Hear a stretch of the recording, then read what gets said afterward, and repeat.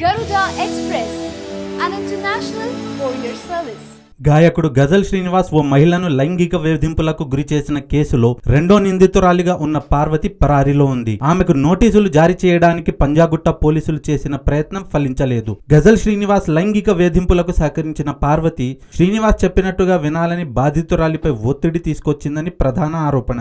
మంగళవారం ఉదయం పోలీసులు శ్రీనివాస్ ను అరెస్ట్ చేయగా ఆ రోజు సాయంత్రం వరకు కూడా పార్వతి సేవ్ టెంపుల్ సంస్థ కార్యాలయం వద్ద ఉంది. గజల్ శ్రీనివాస్ తనకు తండ్రి లాంటి వాడని 20 ఏళ్లుగా తాను అక్కడే పనిచేస్తున్నా ఎలాంటి ఇబ్బందులు రాలేదని మీడియాకు చెప్పింది. బాధితురాలు ఎందుకు ఫిర్యాదు చేసిందో అర్థం కావడం లేదని పేర్కొంది. కానీ బాధితురాలు చేసిన స్టింగ్ ఆపరేషన్ వీడియోలు మంగళవారం సాయంత్రం బయటకు వచ్చాయి. అందులో పార్వతి గజల్ శ్రీనివాస్ల రాసలీలలు స్పష్టంగా కనిపించాయి. ఆ తర్వాతి నుంచి పార్వతి అజ్ఞాతంలోకి వెళ్లిపోయింది. ఈ కేసులో నిందితురాలిగా ఉన్న ఆమెకు నోటీసులు ఇచ్చేందుకు పంజాగుట్ట పోలీసులు ప్రయత్నించినా ఆచూకీ దొరకలేదు.